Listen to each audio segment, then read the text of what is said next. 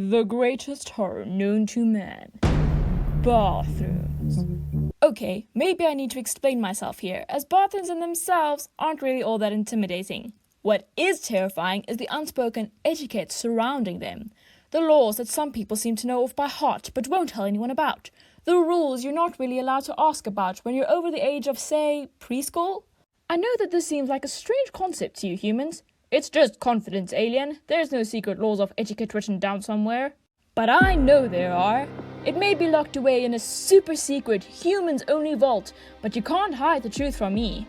But what disadvantages do I suffer because I lack these secrets? Scenario. You are at a social gathering of sorts, you've never been to the particular venue, and the buddy who invited you is in the middle of a conversation with a bunch of other human beings. But you need the bathroom. Option A. Ask the friend who lives here and let the rest of humanity know of your unmentionable need. Option B. You search high and low for said friend's mom, because moms are generally better at dealing with embarrassed children, and gather up the guts to ask her. Or option C. You venture into the possibly crowded house and set out on your mission, alone. Option A is obviously least desirable. However, option B can be quite problematic if the mom isn't cool or she is otherwise engaged. Besides, if you ask the mom, someone would still end up knowing your shame in the fact that you are indeed a normal human with a working metabolism. So the only thing left is to try option C. Now, when looking for a bathroom, there are general rules you can follow, just like when you have to look for the dustbin in someone else's kitchen. The bathroom is usually in the hallway, unmarked and unremarkable. What makes it hard is that not all the doors are remarkable, because someone never feels the need to decorate theirs.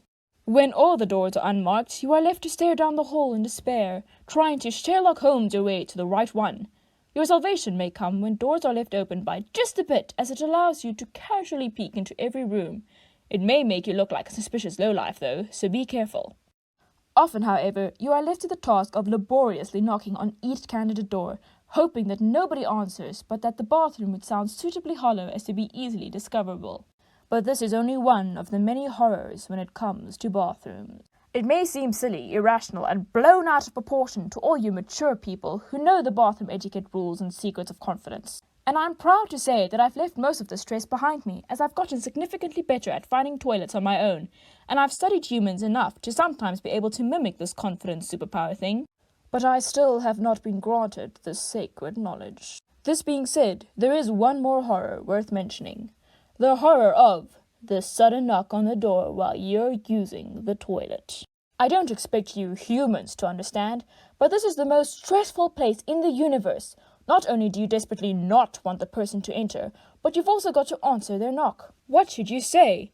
I'm busy, which sounds rude. Come back another time. It's not your office. I acknowledge your presence, but scram. You don't own the toilet. And last but not least, the power move. Come in, which it's just wrong, people. It's wrong.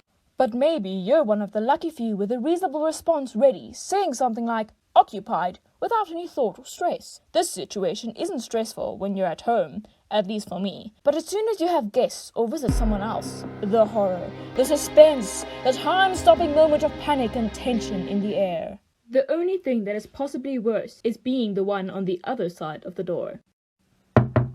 Occupied. What do?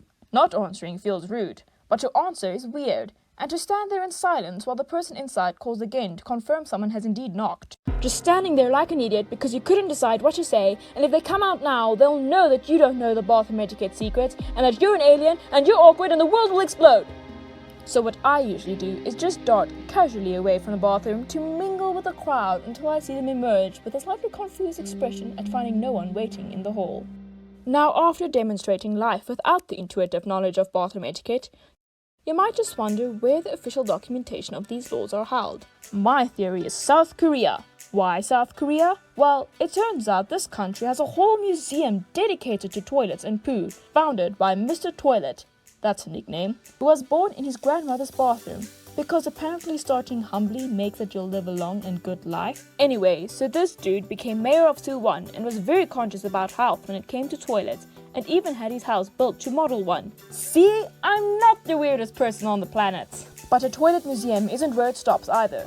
In Seoul, the capital of South Korea, there's an actual poo-poo land theme park, accompanied by a poop cafe and a street stall selling chocolate-filled pancakes shaped like poos. Apparently, poo is seen as a positive thing there, and little embarrassment is suffered because of it. Thus, my conclusion: only in a country where the topic of excrement is discussed in such an unabashed way, seen even as a source of good luck, can the laws of bathroom etiquette be held.